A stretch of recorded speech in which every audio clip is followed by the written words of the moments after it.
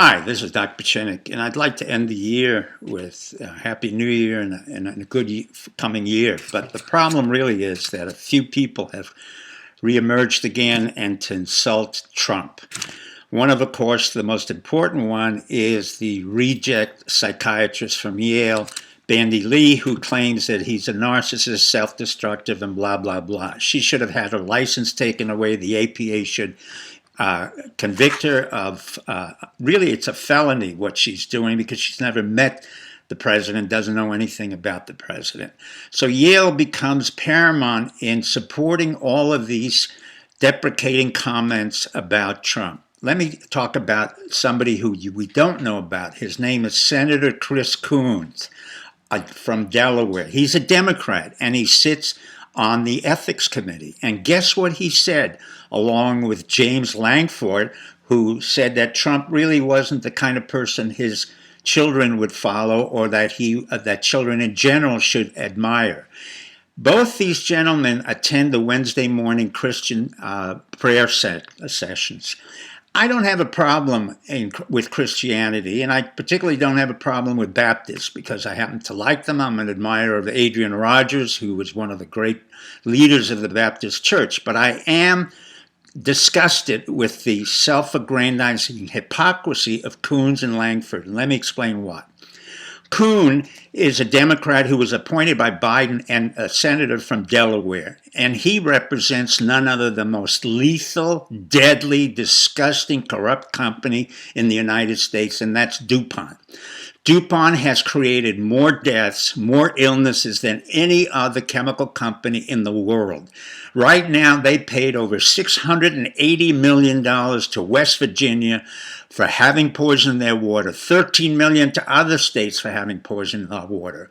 At the same time, they've come down to our area in south central Florida and poisoning our water in the guise of Chemours, another disgusting company.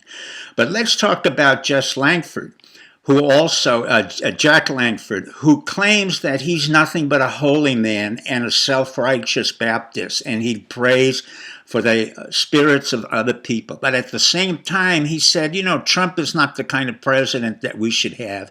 He's not the kind of president our kids should admire. Well, let's understand how this holy, self-righteous person came to power. Remember, every senator and every politician is a manipulator, is a totally self-aggrandizing individual who by nature is hypocritical.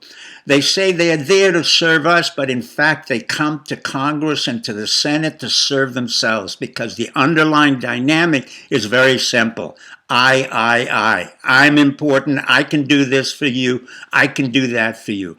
That's what they accuse Trump of doing. The irony of Trump is he's not really a politician. He doesn't care what he has to say. What he cares about is the China trade agreement, which we have, taking our soldiers out of the Middle East, increasing our economy, and building businesses. Neither one of these individuals who I've mentioned in the past has built a business or, by the way, served in our country. They've never served in our military. Coons and Langford have never served in our military, but Coons went to Amherst and Williams, and guess where? Yale, once again. So we have the deity from Yale. We have a master's degree from Yale. We have Jerry Post from Yale. We have Bandy Lee from Yale. We have Conway from Yale. Is there something I'm missing here, ladies and gentlemen? I think Yale is a disgusting, inappropriate school, does not belong as an intellectual bastion that it claims it was or is. Let me quote to you Moliere's The Misanthrope. And he said very clearly, he who loves all of mankind loves no man. And on that note, I wish you a happy year.